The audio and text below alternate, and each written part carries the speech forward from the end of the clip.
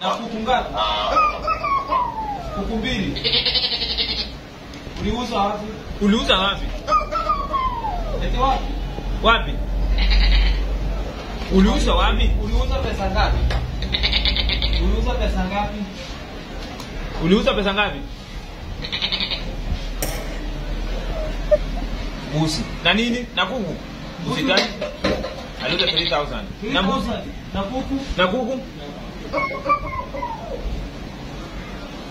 Kuku wangapi uliuza? Kuku wangapi? Ani Na 1000. 1000. Hebu sema namba ya relative. na kuku ngapi? Kuku mbili. Uliuza wapi? Uliuza wapi? Eti wapi? Wapi? Kai wakamba Uliuza wapi? guys. Uliuza pesa ngapi? Uliuza pesa ngapi? Uliuza pesa ngapi? Huyu ni mtoto wa watu kweli. Hii wakamba mwezi samea Na guys. nini? Na kuku. Sije huyu ni mtoto mdogo 16 years. Na busi. Na kuku? Na kuku. 16 years guys. Kuku wangapi uliuza? Kuku wangapi? Ani Nacheka lakini it's so sad. It's so sad.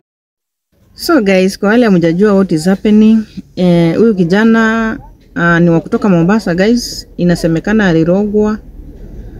Na sijui kwa nini wanasema alirogwa na Mkamba. Na Mombasa aliweza kuiba buzi na akaiba kuku na akarogwa. So I don't know why people are saying that alirogwa na Mkamba. Na Mombasa kuna Wakamba, kuna Wataita, kuna type zote, kabila zote ziko Mombasa. I don't know why watu wanasema that ni Mkamba alimroga.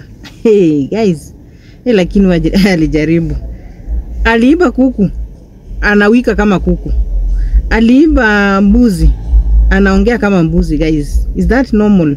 Bado kuna vitu kama hizo.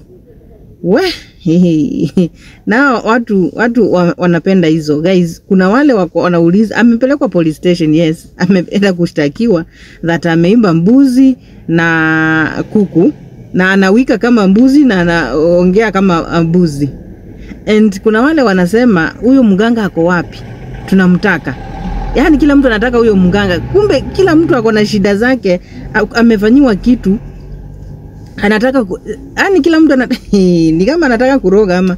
So guys, imekuwa